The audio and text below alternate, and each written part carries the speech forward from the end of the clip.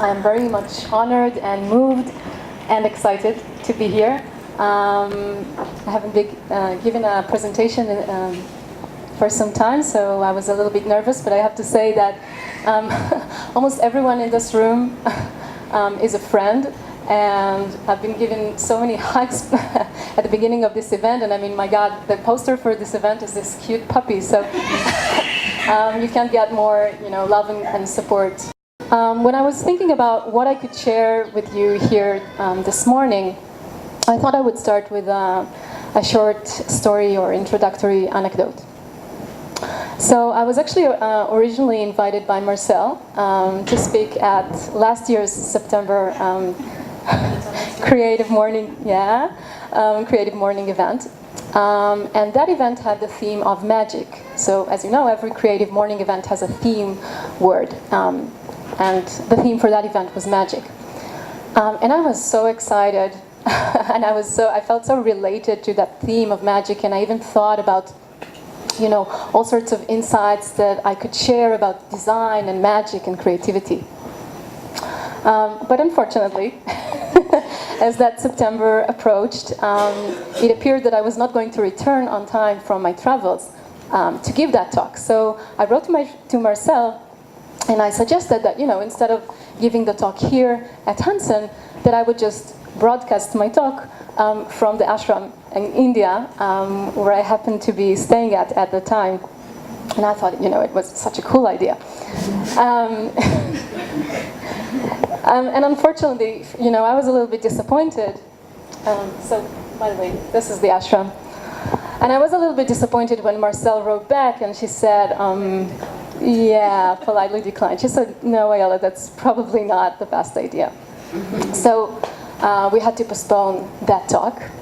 And so I'm giving this talk instead. So that ashram, it's called Amrita Puri. It's located in the state of Kerala, which is in the south of India. And it happens to be led by a female guru. And she's often referred to as the hugging mother. She's seen by her devotees as this worldly manifestation or worldly embodiment of compassion, which is pretty impressive. And that is because her darshan,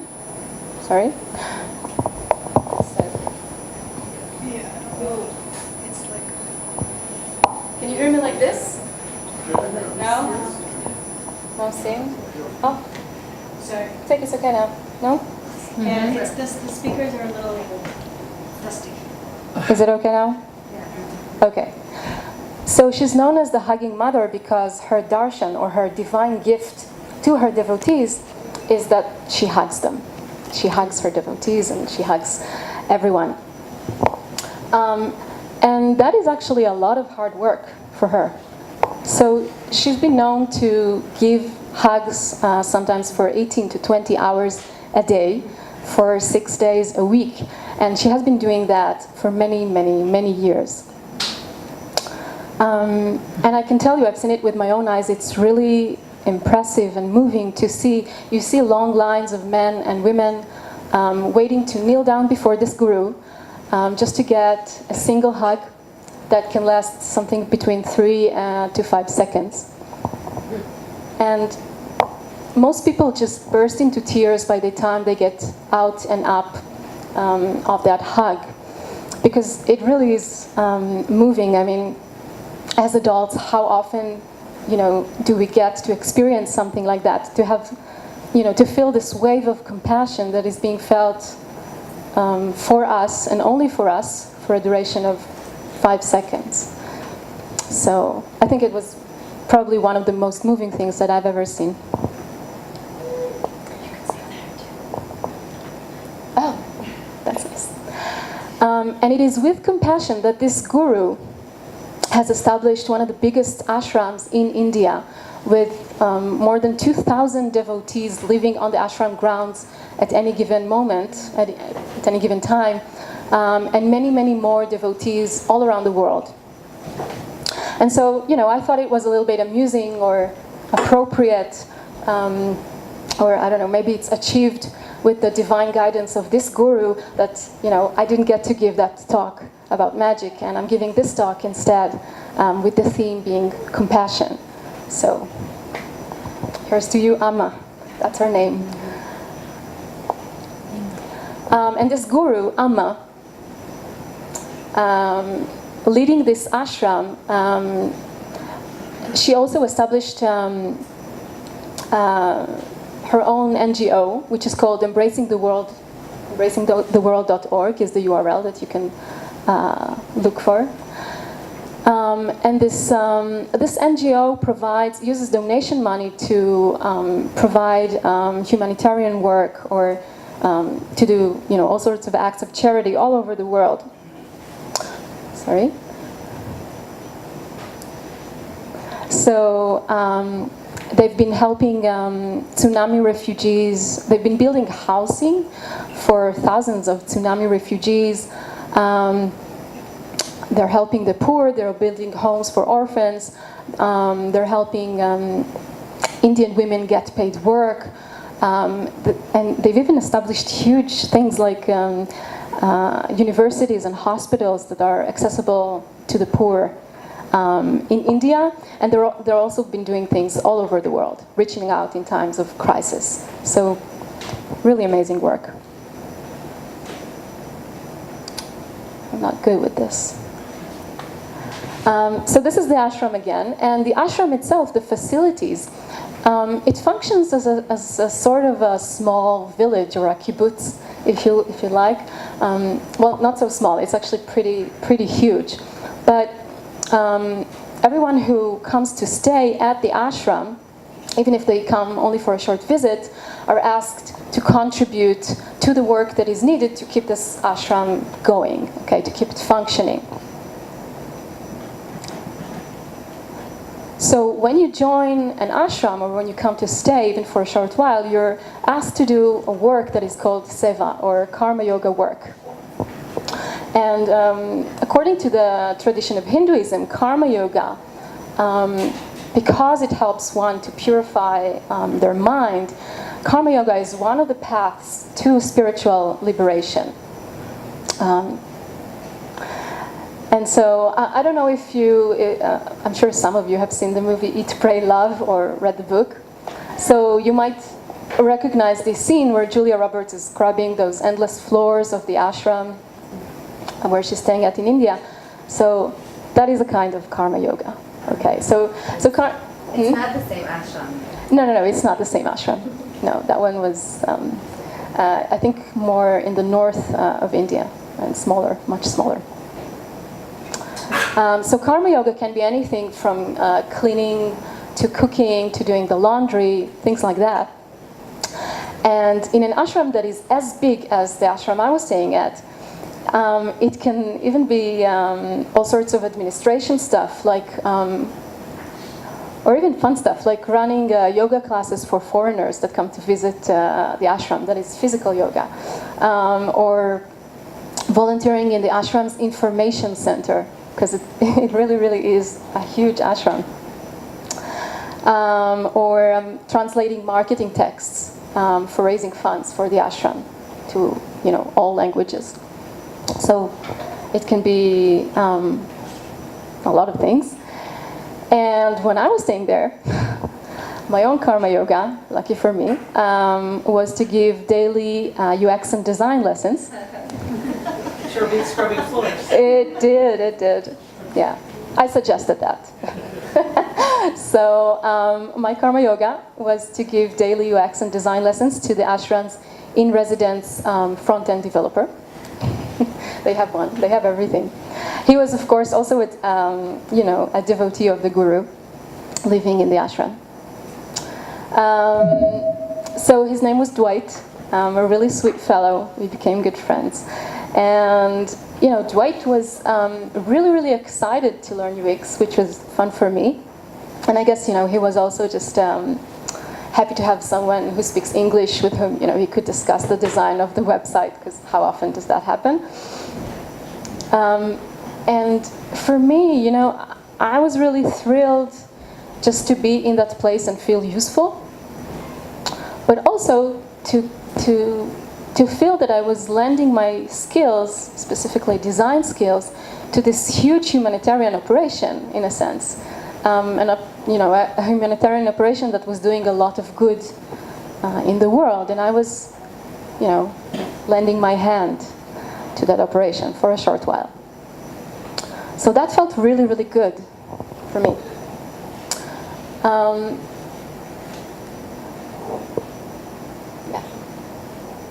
And so it got me thinking. Now, this wasn't the first time that I thought about what it was that I was doing with my skills, with my design skills. But this experience, it kind of made me think about it some more. So, a disclaimer, okay? It's not that I think that I've ever worked, it's not that I've ever worked with companies that I thought that were doing harm. Okay, that's not the case. And it's not that I think that, my past work was meaningless. That is not the case. In fact, I can say that I'm very proud of some of my past work, and I feel very proud of some of the things that I took part in or that I helped to create. So, the design team in Lightrix is one of those things. I hope that you all know Lightrix. Just to be fair, it's the most amazing startup in Jerusalem. And probably, just to be fair, has the most amazing design team in Israel, if not, And so I felt very, very proud to be part of that team, to feel like I was a great designer, and to be surrounded by other designers that I thought, and I still think, are phenomenal. So that gave me professional pride. Okay, but putting that aside, when I looked back, and I mean, all the way back through my career history, I asked myself, was I actually, lending my skills to more compassionate causes, or to things that I thought were significantly helpful or needed, like humanitarian work, or building housing for tsunami refugees. So I can say that I did take part in some projects that I thought were more, compassionate. So, for example, somewhere back in 2013, I started with a few wonderful partners from the Jerusalem community. I think they're all here. So we started this event series called Do It Good, or Lasot Et Ze Tov. This is a series of hackathon events in which we've invited developers and designers to come and contribute their time and skills to improving the websites and the digital presence in general of Israeli nonprofits. And that felt really great to be part of, probably because of the people.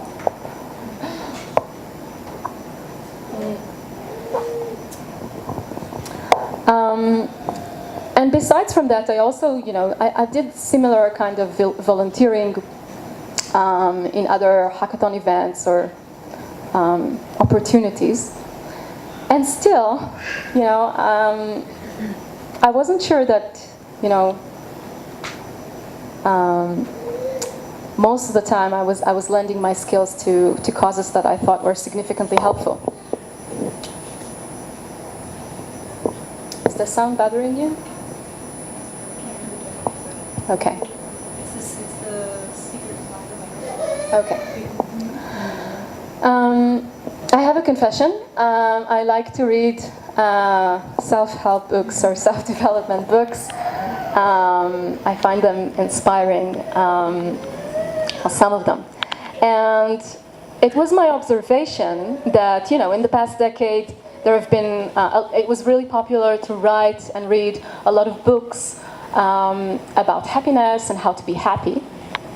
And another observation that I had was that the focus of these books kind of shifted from how to be happy to how to lead a good life, which is kind of a more ancient notion. And then I think the focus kind of shifted some more to how to lead a meaningful life. That's only my observation. And in one of the books that I read recently, or maybe it was an audiobook, I can't really remember which one, but anyway, I came across this lovely little story that I thought I would share with you today. And this is the story of the three bricklayers. I'm sure some of you are familiar with it. I don't remember it by heart, so I'm going to read it.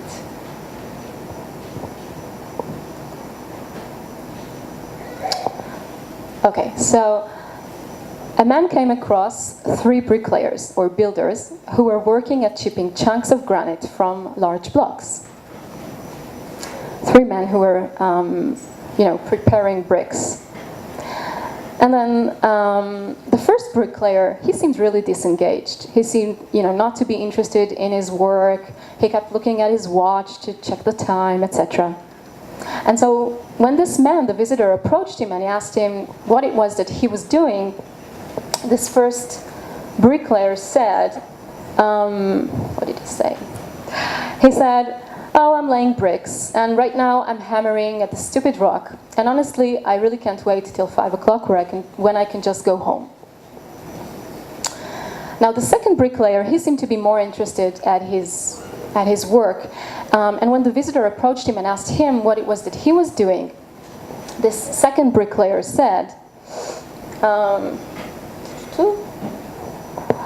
well, he said, "I am a builder, and I'm building a cathedral. And right now, I'm molding this block of rock so that it can be used to construct a wall. It's not bad work, it's okay, but I'll sure be happy when this work is done." And then the third bricklayer, he seemed to be really into what he was doing. He wasn't even noticing the scene around him, and every now and then he took a few steps back to kind of admire his own work, like an artist. And so when the visitor approached him and asked him, "Dear sir, what it is that you are doing?" this third bricklayer said, he looked to the sky and he said, "I am building the house of God." So I really like this story. And I think that this story really gives us hints on the nature of motivation, and especially the nature of professional motivation. So if we, try to take this story to the realms of design, if we imagine that we asked three designers what it was that they're doing, we could get, three different answers. So one designer could be saying something like, "I'm creating layout options for this onboarding screen."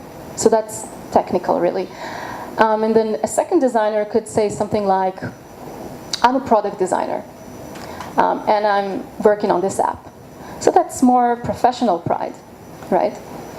But then we could get a third answer, which would be something like, "I am building this service that I hope would help people be more efficient with their time." Or, "I am helping this organization to help teachers to feel more connected to their students." Okay? So that's a completely different style of answer.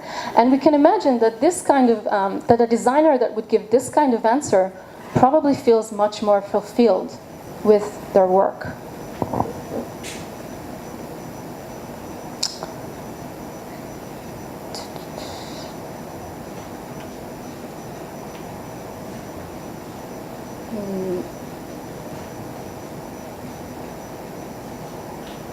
Sorry, gathering my thoughts here.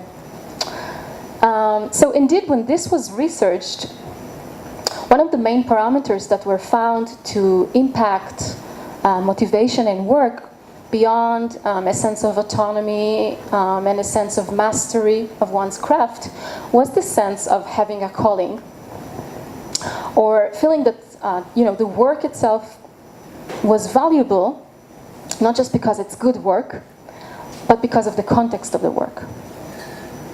And more specifically, when this was researched,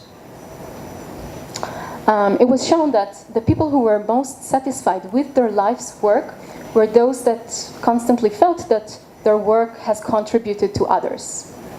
Okay? So it seems that when we focus on others, instead of having a more internal focus,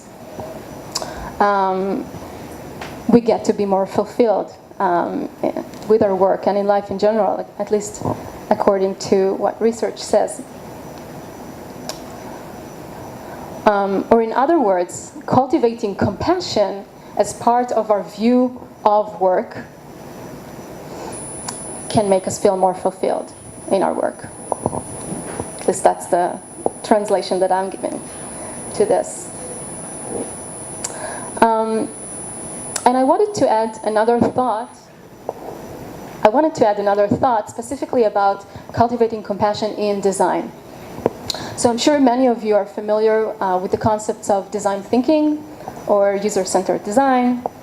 And empathy is considered, one of the steps in design thinking processes. So, and indeed, to feel empathy for our users can help us to better understand the needs of our users and so to create better products, for sure.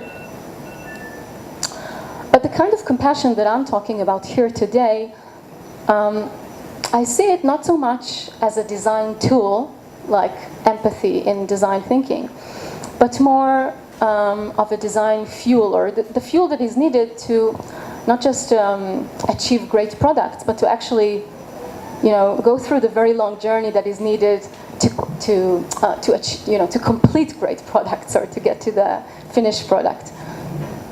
And I think this kind of compassion can also impact the quality of the work. So, it's not the mic. So I think this kind of compassion can also impact the quality of the work. But it's horrible, this thing. Sorry, I apologize. Okay, I think it's better now. Yeah. So I think this kind of compassion can also impact the quality of the work. If we think, we can see this in the story of the 3 bricklayers, right? Having the sense of purpose also had an impact on the quality of the work that was done. So yes, I think that empathy can give us insights on how to create great products.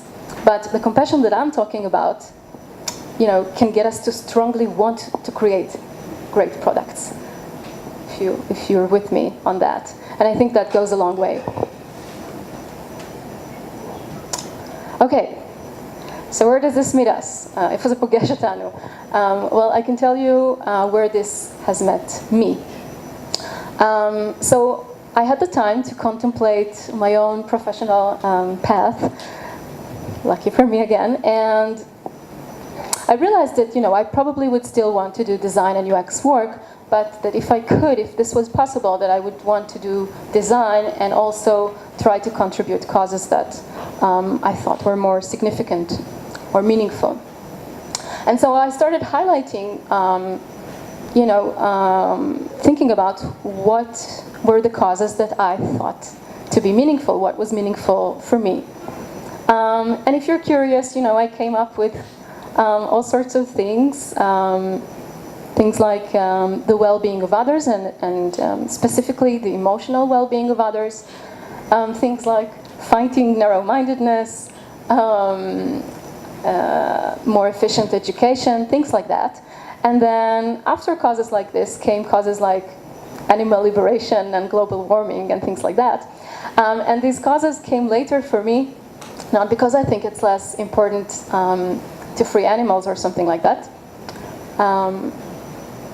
but because the causes that came first were causes that I thought were meaningful and that I felt kind of naturally inclined to spend my time thinking about.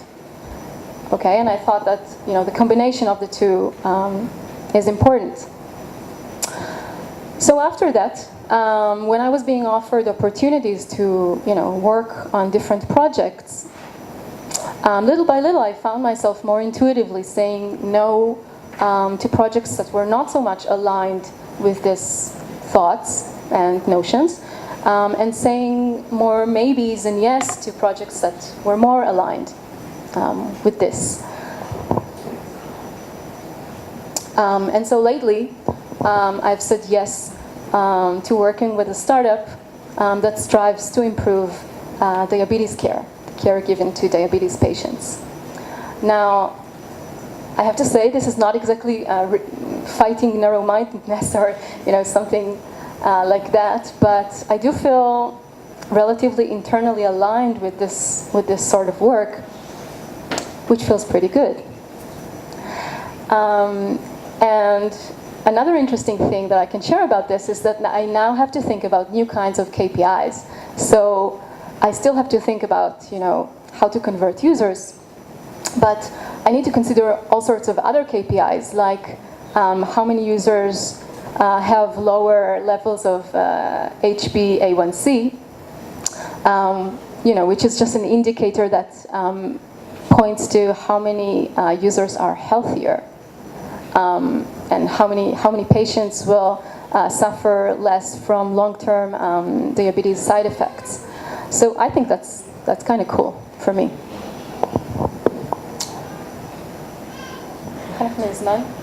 No time. Okay. Okay, so where does this meet you? It doesn't have to meet you at all. I didn't come here to preach. I just, wanted to share some of my thoughts and, tell you about my journey. But if you do want to think about this some more, and if you do want to get some examples on, compassionate design projects that you can take part in, then I would send you to read this article written by a friend called Liora Yukula. I actually accompanied her in this sort of writing support group for designers, and her article titled איך מעצבים יכולים לשנות את העולם לטובה, how designers can change the world for the better, tells her own story of developing as a designer that gradually took part in more compassionate design or design for social impact. And she also lists a lot of examples for where one could study good design or design for social impact, and where you can find freelance projects that are more compassionate, or jobs, things like that. So I would really recommend that article. So, will I always be true to this new philosophy? Probably not. But I hope that I will to some extent. I definitely don't think that everyone should do this, but I do think that there are some good reasons to consider this. And these are not moral reasons. It's not because it's right to do. I think these are really egocentric reasons, at least according to some research studies. So thanks. I hope that I've enriched you in some way. And if not, then I hope you at least enjoyed some of the photos of the ashram in India. Thank you very much.